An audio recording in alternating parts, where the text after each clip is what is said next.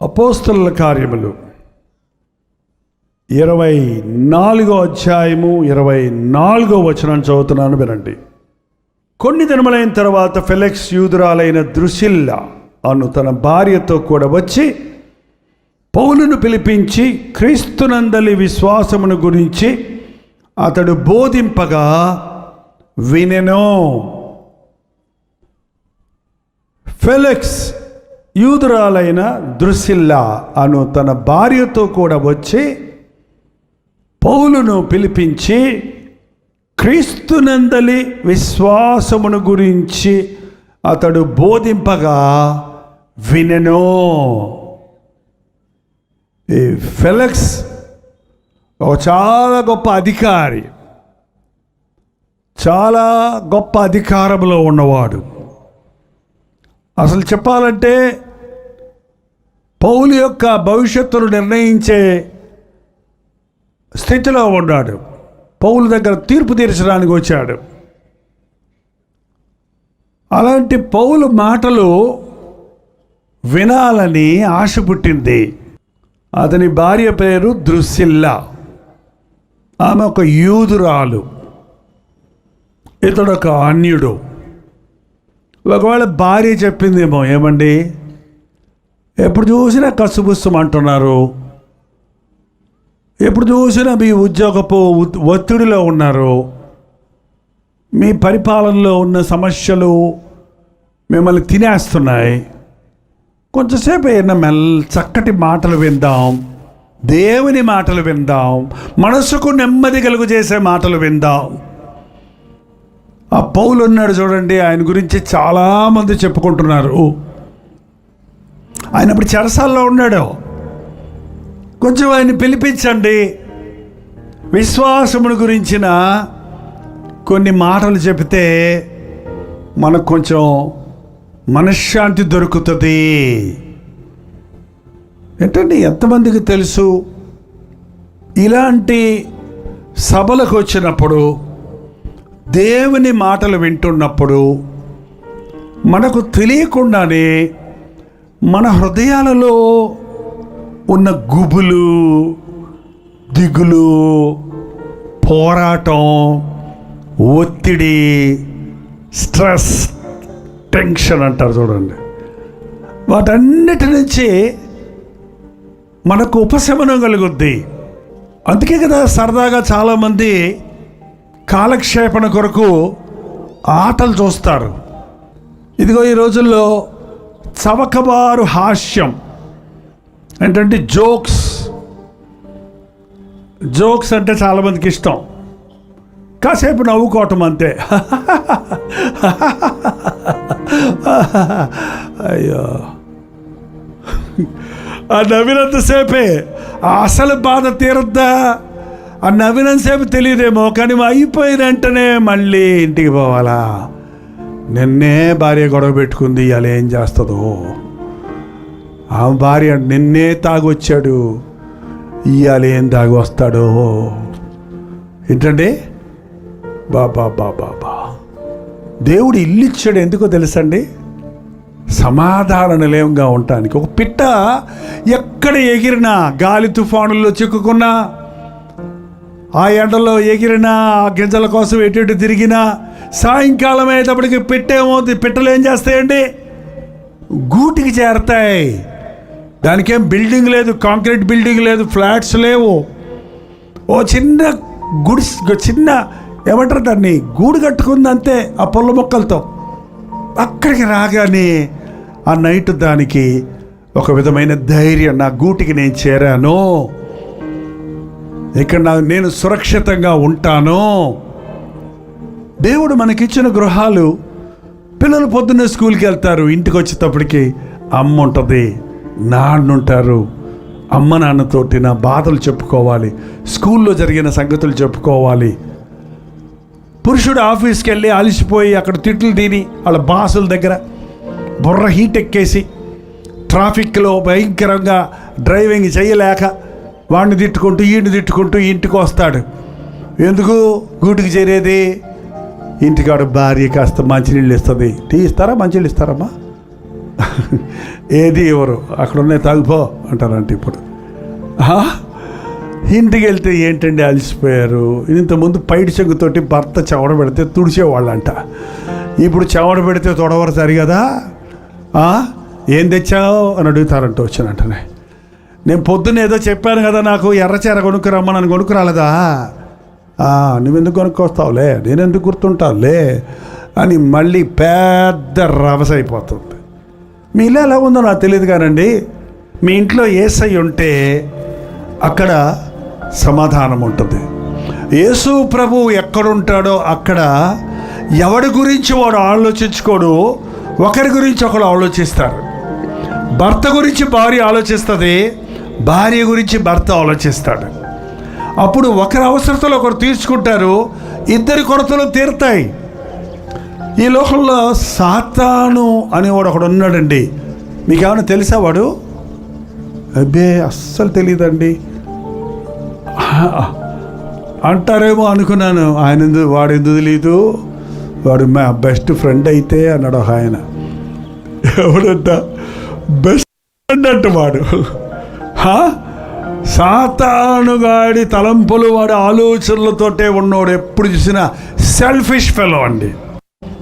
సాతాను ఎప్పుడు నిన్ను వాడేమన్నా నీకేదన్నా ఇచ్చాడంటే, నిన్నేమన్నా పొగిడాడంటే వాడు నిన్ను నాశనం చేయడానికి చేస్తున్నాడే తప్ప నీ మీద ప్రేమ ఉండి కాదండి. పొగడ్తలకు లొంగిపోకండి. దేవుడు ఉన్న ప్రభువు ఉన్న స్థలములో ప్రేమ ఉంటుంది. ప్రేమ ఉన్న స్థలములో సమాధానం ఉంటుంది.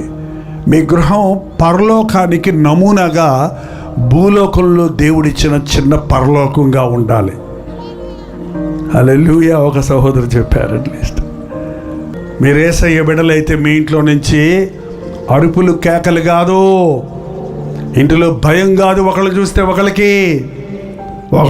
ఒకళ్ళకి బెదిరింపులు కాదు, అలకలు కాదు, ఏడుపులు కాదు, పరలోకంలాగా ఉండాలి. పిల్లలు పరిగెత్తుకుంటూ నీ దగ్గరికి రావాలి.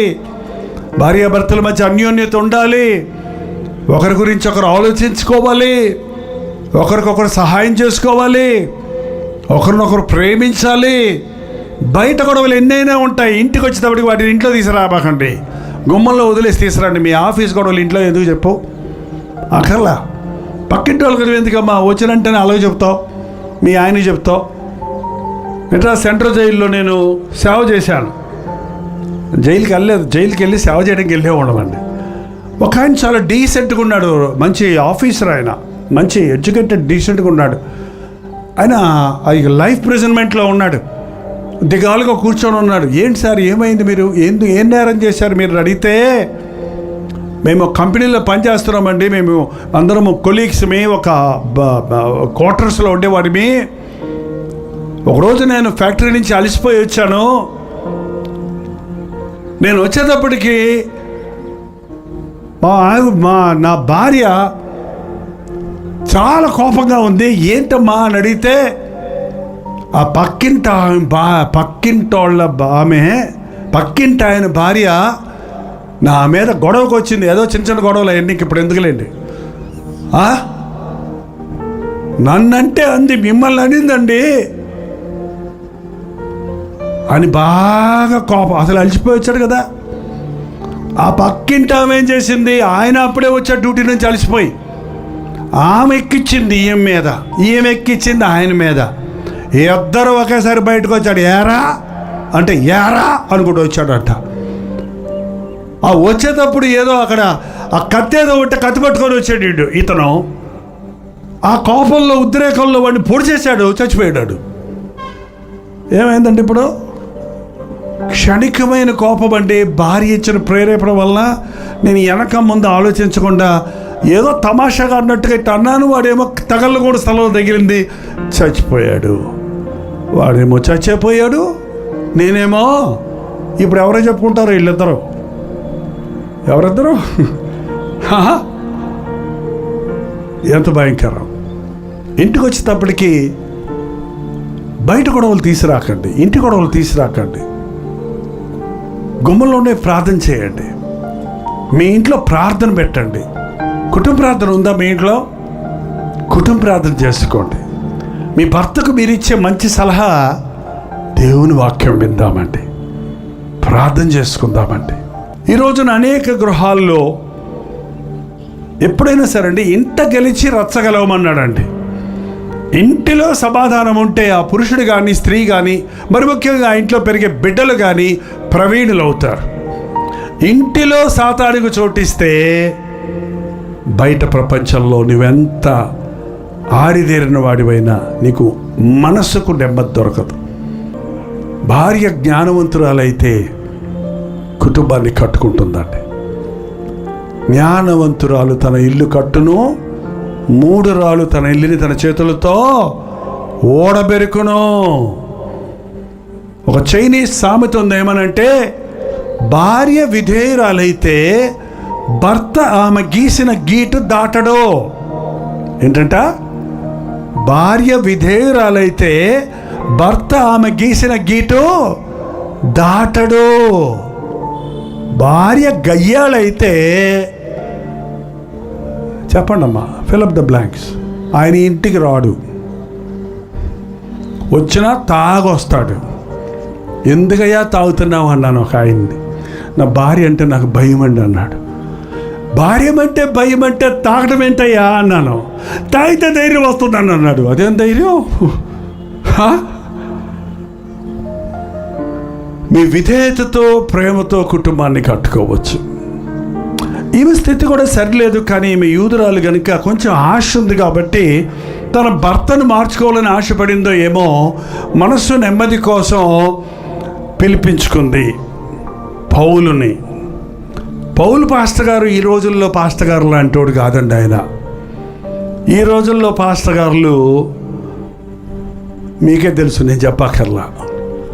ఈ రోజుల్లో పాస్టర్ గారులు మీ ఇంటికి వచ్చారంటే మిమ్మల్ని దీవించి దీవించి దీవించి దీవించి దీవించి మీరు పెట్టిందంతా ఆరగించి ఆరగించి ఆరగించి ఆశీర్వదించి పోతారు కదా. మీ ఇంటికి వచ్చినప్పుడు, ఒక దైవజనుడు మీ ఇంటికి వచ్చినప్పుడు మీ తప్పులెత్తి చూపిస్తే, మిమ్మల్ని గద్దిస్తే, దిద్దితే మీరు ఊరుకుంటారా? అందుకే పాస్టర్లు, మనుషులు మారటం లేదు, ఇప్పుడు పాస్టర్లే మారిపోతున్నారండి. కానీ వాక్యం మారదు. సాతానుతో గొడవ పెట్టుకోవడానికే టైం చాలటం లేదండి మాకు. ఏంటండి, ఇంట్లో గొడవలే ఎక్కువైపోయినాయండి, ఆఫీసు గొడవలే ఎక్కువైపోయినాయండి, ఆర్థిక సమస్యలు ఎక్కువైపోయినాయండి, ఒంట్లో బాగాలేదు, ఇంట్లో బాగాలేదు, అది బాగాలేదు, ఇది బాగలేదు, అన్నీ బాగుంటాయా? దేవుని దగ్గర కూర్చోబయ్యా. దేవుడి సన్నిధిలో కూర్చుంటే నీ సకల బాధల నుండి నీకు విడుదల కలుగుతుంది. ఆయన గుడారములో ఒక్క దినము గడుపుట 1000 దినముల కంటే శ్రేష్టము. 3 సంవత్సరాలు ఇంచుమించు నువ్వు సంపాదించుకున్న దీవెన ఒక్క రోజులో దేవుని సందులో కూర్చుంటే సంపాదించుకోవచ్చు అండి. నిజంగా మీ హృదయాలను తెరిచి దేవుని మాటలు వింటే, దేవుని సన్నిధిలో మీ కష్టాలు బాధలు హృదయాలు కుమ్మరించుకుంటే, పరిశుద్ధాత్ముడు మిమ్మల్ని అభిషేకించినప్పుడు మీ జీవితంలో మునుపెన్నడూ చూడని దీవెనలు, మునుపెన్నడూ చూడనటువంటి ఆశీర్వాదం చూడగలుగుతారు. నీ వాక్యము వెల్లడి అగుటతోడనే వెలుగు కలుగును. ఆయన తన వాక్కును పంపి వారిని స్వస్థపరచును. దేవుని వాక్యం వింటుండగానే మీ మనసులో ఉన్న కలవరాలు ఎగిరిపోతాయి, మీ శరీరంలో ఉన్న రోగాలు స్వస్థపడతాయి. ప్రత్యేక నూనె రాసి ప్రార్థన చేయాల్సిన అవసరం కూడా లేదండి, అక్కర్లేదు. పరిశుద్ధాత్మని సన్నిధి మన మధ్య ఉంది. నరాలలో ఉన్న ప్రతి విధమైన బలహీనత, రోగముల నుండి మనకు స్వస్థత కలుగుతుంది. అనుభవించి చూడండి, విశ్వసించి చూడండి. పిలిపించుకుంది ఎలాగన్నా తన భర్తను రక్షణలు నడిపిద్దామని పౌలును పిలిపించుకొని మాట్లాడితే, మన టైం అయింది కాబట్టి నేను కొంచెం ముందుకు వెళ్తున్నాను. 25వ వచనం, అప్పుడు అతడు నీతిని గురించి, ఆశానిగ్రహణ గురించి, రాబో విమర్శన గురించి ప్రసంగించాడు. ఏం ప్రసంగించాడు? పౌలు బోధలో ఏముందండి? నీతి, దేవుని నీతి. నీతిని గురించిన ప్రసంగాలు లేవి వాళ్ళ. ఆశీర్వాదాలు కావాలంతే. నీతి కలిగి బ్రతుకుతున్నావా? స్వనీతి కాదు, ప్రతివాడికో స్వనీతి ఉంటుంది, కానీ దేవుని నీతి. మన నీతి క్రియలన్నీ దేవుని ముందు మురికి గుడ్డల్లాగా ఉన్నాయండి. కానీ క్రీస్తు మరొకరకు నీతిగా అయ్యాడు. నీతి అంటే పరిశుద్ధత, యథార్థత, మనస్సాక్షికి వ్యతిరేకంగా జీవించకుండా ఉండటం. మీకు తెలుసో తెలీదు, వాక్యం వింటున్నప్పుడు, దేవుని వాక్యం వింటున్నప్పుడు మన మనస్సాక్షికి ప్రాణం వస్తుంది. మన తప్పులు మనకు గుర్తొస్తాయి. పరిశుద్ధాత్ముడు మన మనస్సాక్షిని రేపుతాడు, వెలిగిస్తాడు. నరుని ఆత్మ యెహోవా పెట్టిన దీపము. భక్తిహీనుని దీపము కారు చీకటిలో ఆరిపోవును. దీపం ఉంటేనే మనకి ఏంటని తెలుస్తుందండి. ఇంట్లో లైట్ ఉంటే కదా. మనస్సాక్షి ఒక వెలుగు, ఒక దీపం లాంటిది. నీ తప్పులు నువ్వు తెలుసుకోవడానికి ఒక అద్దం లాంటిది. కానీ అది భక్తిహీనుడు దీపం ఆరిపోయింది కాబట్టి నువ్వు ఏం చేసినా నువ్వు మంచోడుగానే కనపడతావు. క్రీస్తుని కలిగిన వాడు పక్కోళ్ళ సంగతి నాకు అక్కర్లా, నేను సరిలేను కాబట్టి నా జీవితాన్ని సరిచేసుకుంటా అనే మనసు కలిగి ఉంటాడు. నీతిని గురించి బోధిస్తున్నాడు.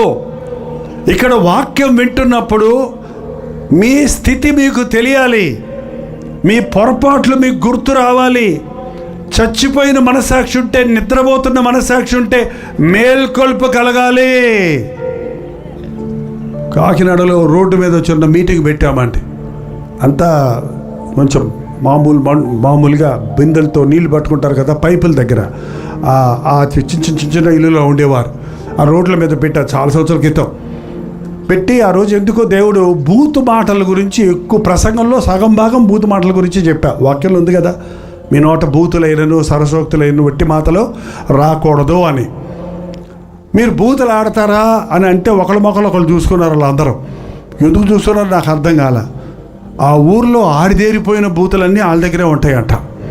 అది ఎక్కడంటే రోడ్డు మీద నీళ్లు పట్టుకునే దగ్గర. ఇక చూడు, బిందెలతో మాటలతో పెద్ద యుద్ధమే జరుగుద్దట. ఏంటంటే మీటింగ్లు అయిన తర్వాత ఒక 2-3 నెలల తర్వాత పాస్టర్ గారు కలిశారు నన్ను ఒక చోట. అయ్యగారు, మీరు వచ్చి మీటింగ్ పెట్టి వెళ్ళిన దగ్గర నుండి మా గ్రామంలో బూతులు మాట్లాడుకోవడం మానేశారండి. ఎవడైనా పొరపాటున అలవాటుగా ఆ బూతు మాట నోట్లోకి వస్తే ఎదురుగుండున్నాడు. జైపోల్ గారు ఏం చెప్పారో,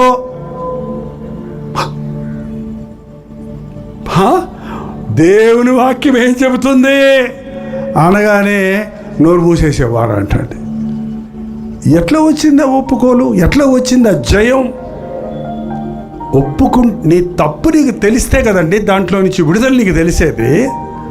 ఇప్పుడు మనం డాక్టర్ దగ్గరికి వెళ్తున్నాం. వెళ్తే ముందు ఏం చేస్తారండి? ఇంతకుముందు చేయి పట్టుకొని చూసేవారు, నోరు ధరమనేవాడు, కళ్ళు ధరమనేవాడు, ఎర్ర మందు తెల్ల మాత్రం ఇచ్చి పంపించేవాడు. ఇప్పుడు స్కానింగ్ తీసుకురాపో, బ్లడ్ రిపోర్టు, ఎక్స్రే రాసేస్తాడు. పర్ర 10,000 రూపాయలు వదులుతాయి.